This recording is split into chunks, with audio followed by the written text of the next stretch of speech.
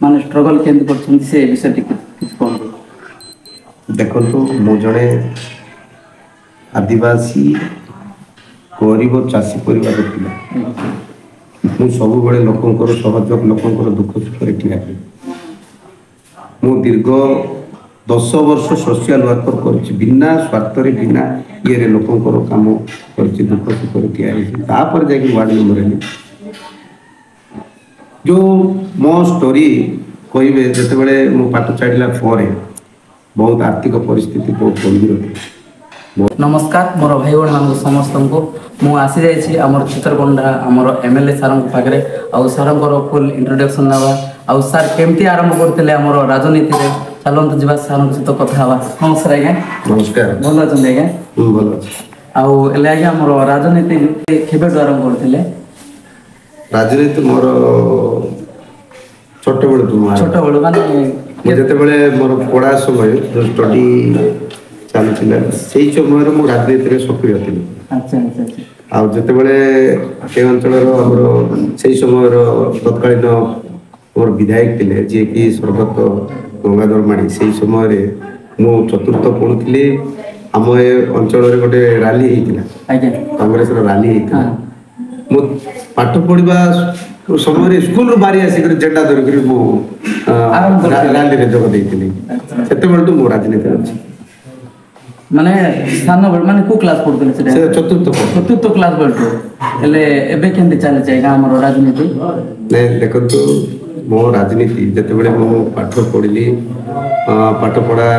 सरला परे more social worker जो लोक को सहयोग करवा लोक को मिसिबा ये सब मोर सोशल वर्कर जारी रही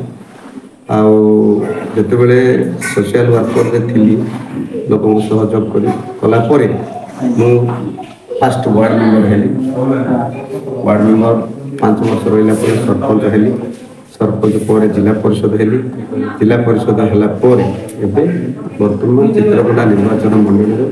मोर वोटर्स भाई भणी भाई समस्त जनसाधारण आशीर्वाद आज मो विधायक बनले मत विधायक रूप में भोट देगी पठे जोटे कि ओडिशार विधि विधान तैयारी हुए विधानसभा मत निर्वाचित पठाई से चित्रकोटा निर्वाचन मंडली बहुत बहुत धन्यवाद सर एले हमर अनडिवाइडेड कोरापुट में हमर जेंते कि आगु कोन करबा चाहछन अनडिवाइडेड कोरापुट रे इति देखंतु अनडिवाइडेड कोरापुट रे अधिकांश आदिवासी लोक ही बसवास करते शिक्षा समान शिक्षा क्षेत्र रे बहुत पछन प्राय एते किछि किछि बाहर लेनी शिक्षा क्षेत्र के अग्रगति करने किछि पिला आ अनेक परिवार हो कि अनेक गाँ अच्छी जोटा कि आज अपहंच इलाका जो मैंने रही जाइए से अंचल बहुत शिक्षार बहुत निम्न स्तर अच्छा अनडिवाइडेड कोरापुट समस्त जनसाधारण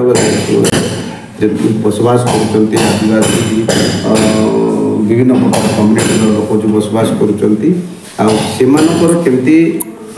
मौलिक समस्यार मौलिक सुविधा केमती सरकार तरफ जो अच्छी से सुविधा केमती से पाइपर आम निश्चित भाव में सब बेले तो लड़ाई करूँ विधानसभा करूँ जो अनडिवाइडेड कोरापुट को लेकर इटिकार लोक लोकंर के मौलिक समस्या दूर हो पार पीवा पानी कथा कहतु शिक्षा कथा कहतु गमनागमन कथा कहतु जो जो बेकारी समस्या जो पिला माने रही जाइछन्ती जो रोजगार पाई जहाँद्वारा कि आज 100 पिला आज दादन कटिवा जाऊँ आम सब बड़े लड़ाई कर जो अनडिवाइडेड कोरापुट रे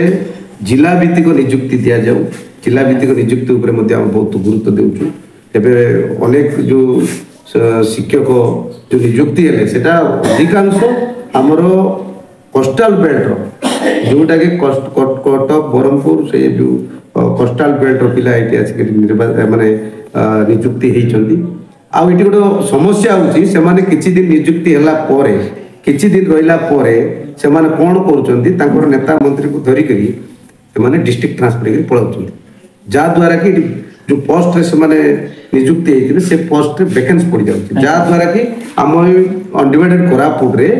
जो शिक्षार अभिवृद्धि होगा कथा कि ये डिपार्टमेंट बोली ने अलग डिपार्टमेंट जो मैंने चाकरी पाऊँ से मैंने किसी दिन ये कार्य कला से डिस्ट्रिक्ट ट्रांसफर होकर पलाऊँ लोक नेता मंत्री को धराधरी कर जहाँद्वारा कि अनडिवाइडेड कोरापुर जितकी भी पोस्ट खाली अच्छी बर्तमान मेडिकल कथा कहतु ये स्कूल कथा कहतु विभिन्न प्रकार डिपार्टमेंट जेई टू धरिक पीओ टू धरिक विभिन्न प्रकार डिपार्टमेंट रे अनेक डिपार्टमेंट रे एभली भाव पद भी खाली होछि। आज्ञा हेले आपण केते वर्ष जाने राजनीति आरंभ करिले? मो दीर्घ 20 वर्ष भी 20 वर्ष छोट बड़ को बड़ा छोट बड़ अबे खुशी अछंती आज्ञा आपण एरिया रे? हां निश्चित भाव रे देखंतु हमें लोकों को सहयोग करवा लोकों को दुख सुख बुझा लोक खुशी हेले जनसाधारण जो खुशी अच्छे ताले मुझे खुशी लोकों आमे लोकों को आमे वर्तमान लोकों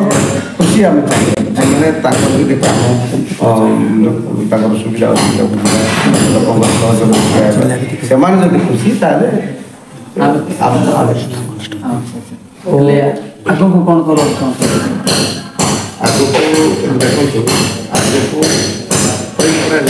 लोक मौलिक समस्या भाई अहरह आम चेष्टा चलू लोक केमती आम इटिकार पिला के शिक्षार अभिवृद्धि हो पार इटिकार मौलिक समस्या के दूर हो पार समस्त गाँव में शिक्षार व्यवस्था केमती ठीक ठाक रूप से चलो ये सब विभिन्न आम कार्यकलाप लेकिन आगामी दिन में तार रणनीति तैयारी लड़ाई कर प्रस्तुत अच्छा आमर जो राजनीति आसिकी आमर स्ट्रगल केमती करछन से विषय कौन देखो मु जड़े आदिवासी गरीब चाषी परिवार पिला मु सब बड़े लोकंकर सहयोग लोकंकर दुख सुख ठिया मु दीर्घ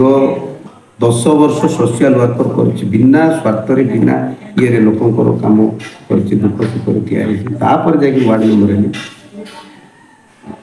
जो मो स्टोरी कहे जिते मो पाठ छाड़ा पर बहुत आर्थिक परिस्थिति बहुत गंभीर थी बहुत गंभीर मुझे समय आम जंगल बाउंस कटिंग चलता है बाउंस कटिंग रे कैंप जीवार कैंप रे बाउंस कटिंग काम कर बाउंस कटिंग काम कर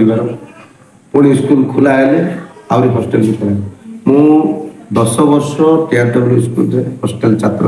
जीवन छात्रावास जीवन बिताई आ जिते बड़े अलग समय आर्थिक परिस्थिति बहुत गंभीर थिला मु बहुत रास्ता काम करी जो रास्ता घाटे रास्ता काम चलता से समय माटी काउड़ी होती एपरी मोर गोटे बहुत गंभीर माने परिस्थिति थिला से समय मो बापा माँ मरीगले छोट बड़े आउ वार्ड मेंबर हेली लोकंकर सहयोग लोकंकर दुख सुख होला पर मो वार्ड मेंबर हेली वार्ड मेंबर पर सरपंच पर जिला परिषद हेली जिते बड़े मते टिकेट मिला मु तो आशा कर नथिल मते टिकेट मिले कहीं ना मो पाखे पैसा नथि बहुत आर्थिक परिस्थिति बहुत गंभीर थी जिते बड़े मोर कार्यकलाप देली देखी मोर एरिया भल पाइबा समर्थन देखी मते भारतीय जातीय कांग्रेस गोटे जातीय कांग्रेस दल तरफ मत टिकट मिलला से जिते टिकट मिलगला से समय मो पाखे माने एते परिस्थिति माने आर्थिक परिस्थिति थिला आपण विश्वास करबे नहीं गोटे 50,000 टंका जिते पुरी रे डकरा है आमको 50,000 टंका आवश्यक थिला मु बहुत लोक पाखे हाथ पति बहुत लोक हाथ पति आ 50,000 टंका कष्ट मस्त मिले से गोटे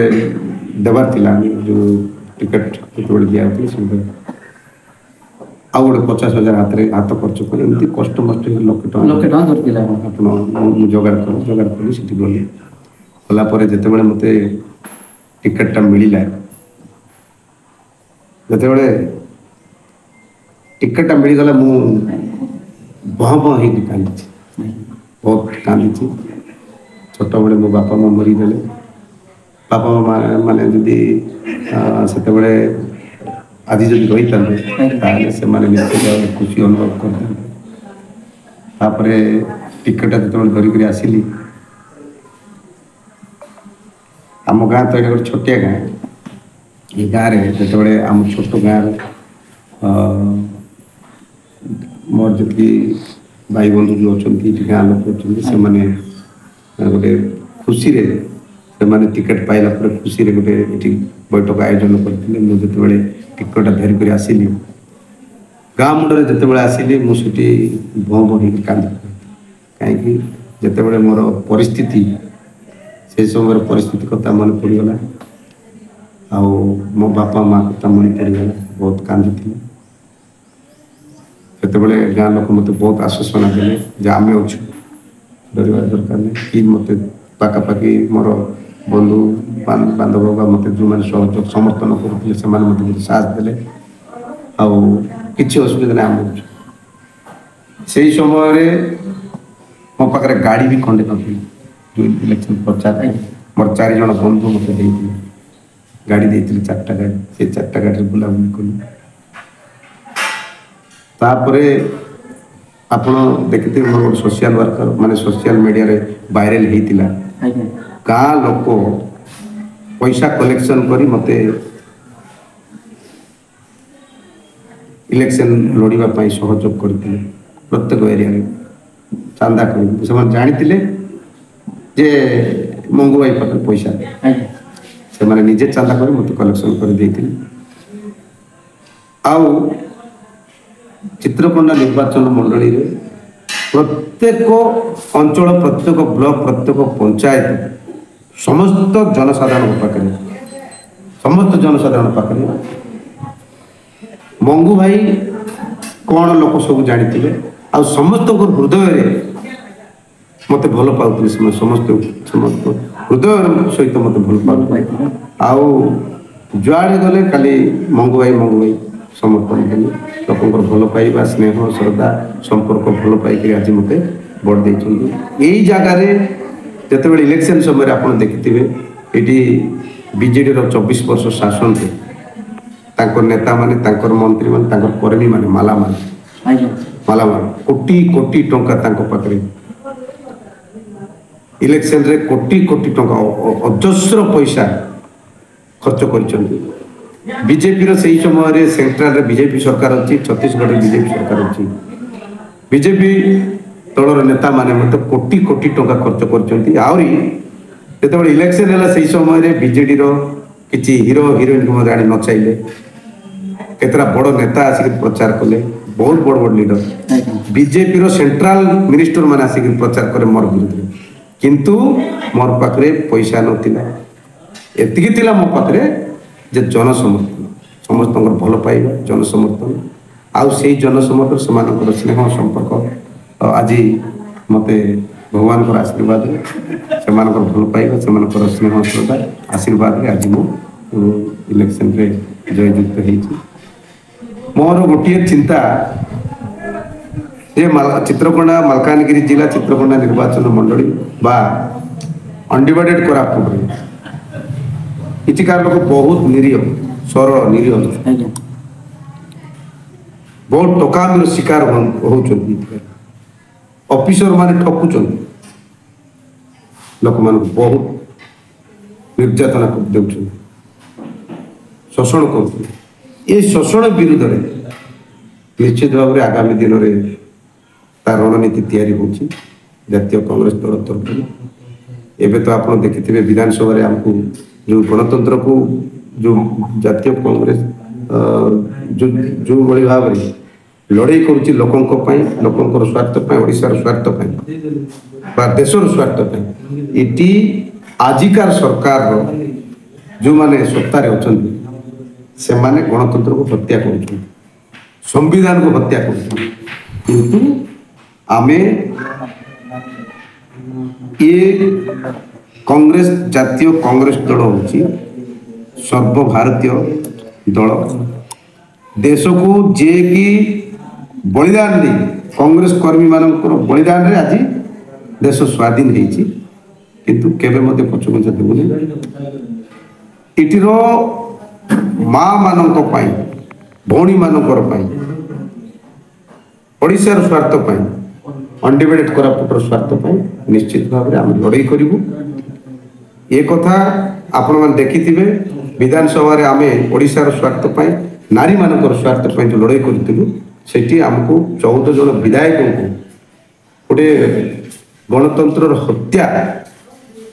କ'ଣ ନୀତି ନିୟମକୁ ନ ମାନି ସେମାନେ ଆମକୁ 14 ଜଣ ବିଧାୟକଙ୍କୁ ସସ୍ପେଣ୍ଡ କରିଥିଲେ। ଆପଣ ଦେଖିଥିବେ 7 ଦିନ ସସ୍ପେଣ୍ଡ କରିଥିଲେ। କିନ୍ତୁ ଆମର ଲଢ଼େଇ ଜାରି ରହିଛି। ଆଗାମୀ ଦିନରେ ମଧ୍ୟ ଲଢ଼େଇ ହେବ ମା ମାନଙ୍କର ସ୍ୱାର୍ଥ ପାଇଁ, ନାରୀମାନଙ୍କର ସ୍ୱାର୍ଥ ପାଇଁ, ନାବାଳିକାମାନଙ୍କର ସ୍ୱାର୍ଥ ପାଇଁ, ଛାତ୍ରୀମାନଙ୍କର ସୁରକ୍ଷା ପାଇଁ ଆଜି ଆମେ ଲଢ଼େଇ କରିବୁ। ଆଗାମୀ ଦିନରେ ମଧ୍ୟ ଲଢ଼େଇ କରିବୁ। ଦେଖନ୍ତୁ ମାଲକାନଗିରି ଜିଲ୍ଲା ହେଉ କି ଆମର ଅନଡିଭାଇଡେଡ୍ କୋରାପୁଟ ଜିଲ୍ଲା ହେଉ ଏଠି ଅନେକ ପିଲା କ୍ୱାଲିଫାଇ କରି ବସିଛନ୍ତି। ଅନେକ ପିଲା କ୍ୱାଲିଫାଇ କରି ବସିଛନ୍ତି। ଆମର ପିଲାମାନେ ଏଠି ଯେତେ ଥର ଆପ୍ଲାଏ କରୁଛନ୍ତି ଏମାନେ ପାଇପାରୁନାହାନ୍ତି। ଯାହାଦ୍ୱାରା ଷ୍ଟେଟ୍ ଲେଭେଲରେ ଯେତେବେଳେ ସିଲେକ୍ସନ୍ କରୁଛନ୍ତି ଷ୍ଟେଟ୍ ଲେଭେଲରେ ପୋଷ୍ଟାଲ ବେଲ୍ଟର ଲୋକ ଟଙ୍କା ପତ୍ର ଦେଇକି ସେମାନେ ସେଠି ସିଲେକ୍ସନ୍ କରାଯାଉଛି। ୟାକୁ ତ ଆମେ ବାରମ୍ବାର ବିରୋଧ କରୁଛୁ। ଏଠି ବିଭିନ୍ନ ସାମାଜିକ ସଂଘମାନେ ମଧ୍ୟ ବିରୋଧ କରୁଛନ୍ତି। ଏହାକୁ ମଧ୍ୟ ଆମେ ବିରୋଧ କରିବୁ। ଏବେ ବର୍ତ୍ତମାନ ଚା ତ ହେଇଗଲା, ବର୍ତ୍ତମାନ ଜିଲ୍ଲା ଭିତ୍ତିକ ନିଯୁକ୍ତି ଯେମିତି ଲୋକଙ୍କୁ ମିଳିପାରିବ, ଆମର ଏଠି ଯୁବକ ଯୁବତୀମାନେ ଜିଲ୍ଲା ଭିତ୍ତିକ ନିଯୁକ୍ତିରେ ପାଇପାରିବେ, ସେଥିପାଇଁ ଆମେ ବିଧାନସଭାରେ ମଧ୍ୟ ଲଢ଼େଇ କରିବୁ। ଆଉ ଏବେ ଯେତେବେଳେ ଯେଉଁ ବି ପୋଷ୍ଟ ବାହାରିବ ଆମେ ବିଧାୟକ ମାନେ ମୁଁ ମଧ୍ୟ ଗୋଟେ ରେକମେଣ୍ଡେସନ୍ ଦେବି ଯେ ଲେଖିକରି ଦେବି ଗଭର୍ଣ୍ଣମେଣ୍ଟକୁ ଯେ ଜିଲ୍ଲା ଭିତ୍ତିକ ନିଯୁକ୍ତି କରାଯାଏ। ଯେହେତୁ ଆମ ଏ ଅଞ୍ଚଳର ପିଲାମାନେ ପାଇପାରୁନାହାନ୍ତି ଚାକିରି, ସେମାନେ କେମିତି ଚାକିରି ପାଇପାରିବେ, ଜିଲ୍ଲା ଭିତ୍ତିକ ନିଯୁକ୍ତି ହେବା ପାଇଁ ଆମେ ଚର୍ଚ୍ଚା ଲଢ଼େଇ କରିବୁ। ମୁଁ ଭାବିନଥିଲି ଆମର MLA ସାର୍ଙ୍କ ସହିତ ମିଶିକି ମୁଁ କଥାବାର୍ତ୍ତା ହେବି ବୋଲିକି। ସେମାନଙ୍କୁ ବହୁମୂଲ୍ୟ ସମୟ ଦେଇଥିବାରୁ ଆପଣଙ୍କୁ ଧନ୍ୟବାଦ।